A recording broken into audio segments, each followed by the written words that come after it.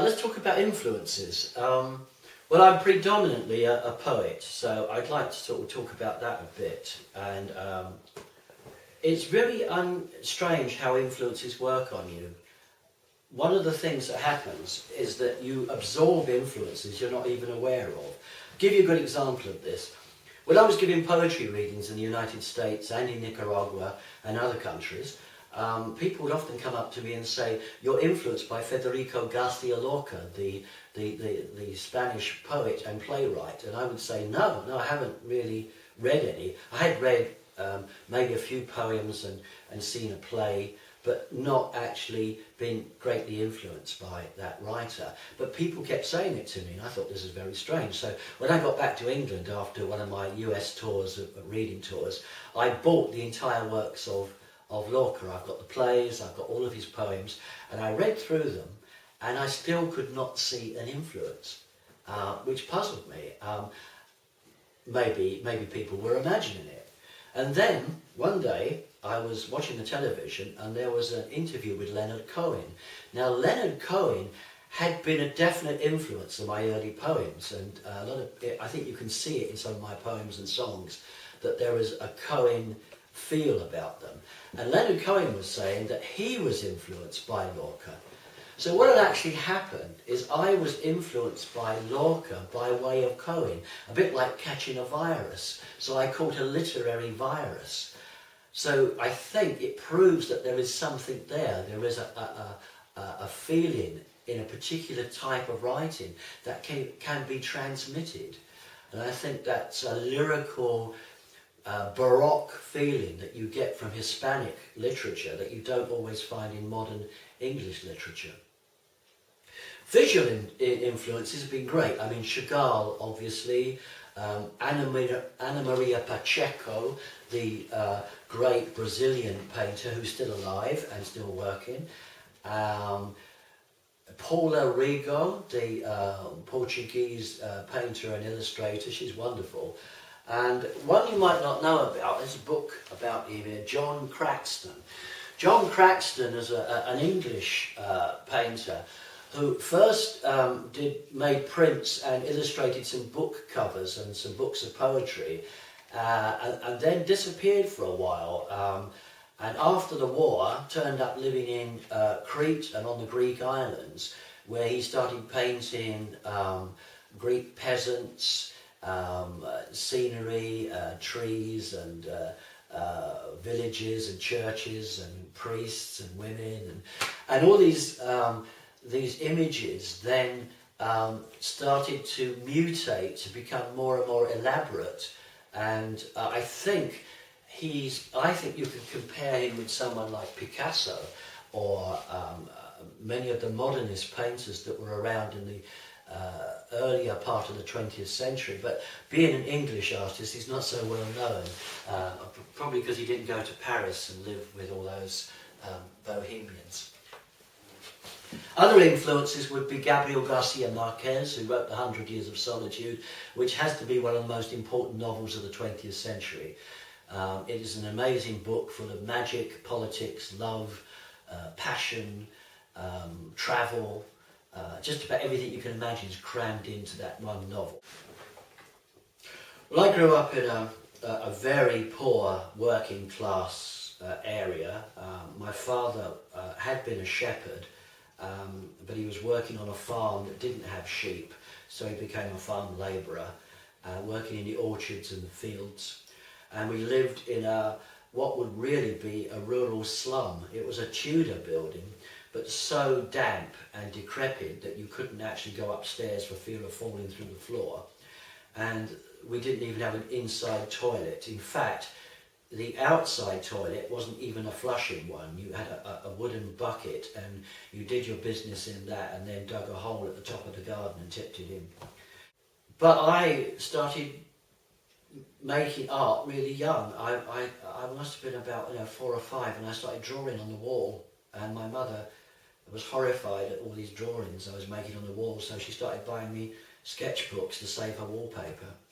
And then I was always scribbling and drawing and playing games, imaginative games, where I imagined friends, because I didn't have many friends. I only had one friend, in fact, up until my till my 20s, which was another boy in the village who later on went to be one of the Medway poets with me, a guy called Rob Earl, and we grew up together.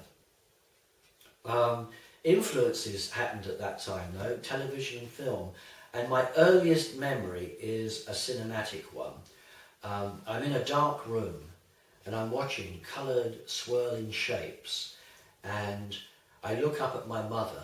I must have been about 4 or 5 years old. I look up at my mother and she's mesmerised by these coloured swirling shapes, and there's music playing, and I don't know what's going on. And I thought I'd imagined this. And then many years later, I saw Alfred Hitchcock's movie Vertigo, and what I'd actually remembered were the opening credits of Vertigo. But because I couldn't read, the actual credits, the generic credits that came along didn't mean anything to me, but I remembered the swirling shapes of the graphics. So that was, I think that was probably my earliest memory. Why do we make art? I don't know. I mean, I can't not make some kind of art. I don't paint very much these days, but I write all the time. And why do I do it? I can't stop myself. But actually, I think there is a purpose for it. I think most human beings, if they're thinking, feeling people, want to know. They want to know about themselves. They want to know about this thing we call reality. Reality is a very fluid thing. We have consensual reality, which is the reality that we all agree on, but we have deeper parts of reality. One of the things that interests me when I'm writing is to talk about those parts of reality that are not obvious, that are implicit rather than explicit. There's a great thinker called Gregory Bateson who said the only way to talk about deep reality is to use metaphor. He said that logic was an elegant tool for talking about linear reality, linear things. But he points out that the universe is not linear. If you can imagine it, if you take a plate, a circular plate, and you take a knife or a fork, and you stick it against the edge, now that knife or fork is logic. And that circular plate is reality. And where it touches, that's where you can apply logic. But for the rest of it, who knows? It needs a different way of thinking. And I think that's where metaphor comes in. A metaphor is much stranger than just a literary device.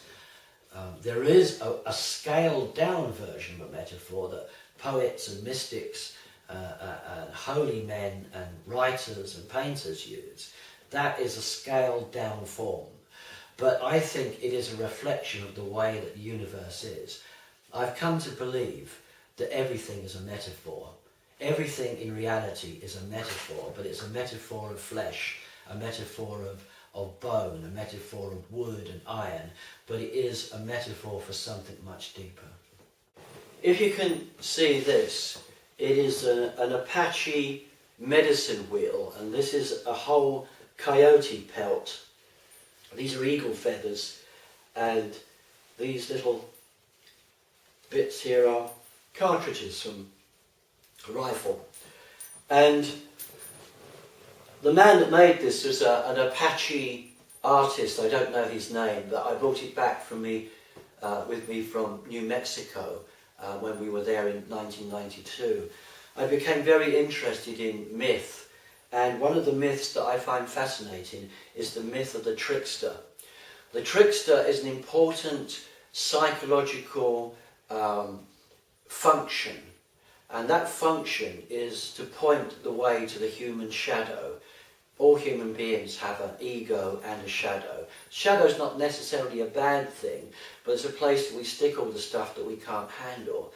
And if we are not aware of it, it can sometimes be cast in us. In fact, we're supposed to cast the shadow, not the other way around. The trickster is a mythological figure who sometimes does terrible things to point out how stupid it is to do them.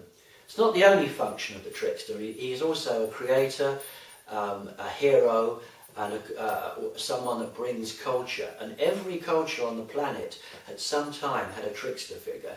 In England we had Robin Hood, the French had Renard the Fox, but they are scattered through all the myths of humanity.